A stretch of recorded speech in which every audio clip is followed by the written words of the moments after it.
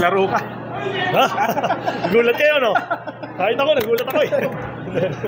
Pero quality yung ano mo, yung presence mo kanina. Well, it's a different role for me right now. No? Hard to say, but that's the reality, diba? That's the role that ito na yung nandito yung role ko sa team namin. So, you know, as I always tell the coaching staff, especially coach team, I'm always ready. Siguro, with the experience that I have, I really have to be ready. So, yun nga. Kanina, he asked me if I can go. Of course, I want to go. Diba? So, yun.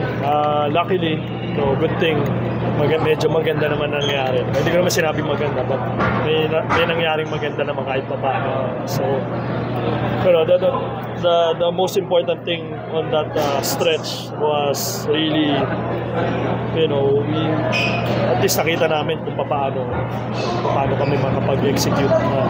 Wala naman importante. That's why I think coach put me is really because of the execution.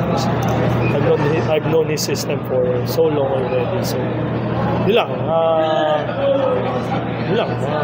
Gusto ko lang parati ako, ready lang naman talaga. Again, it's a different role for me right now. That's my role. So be ready anytime. Maybe next time walang chance, but always ready.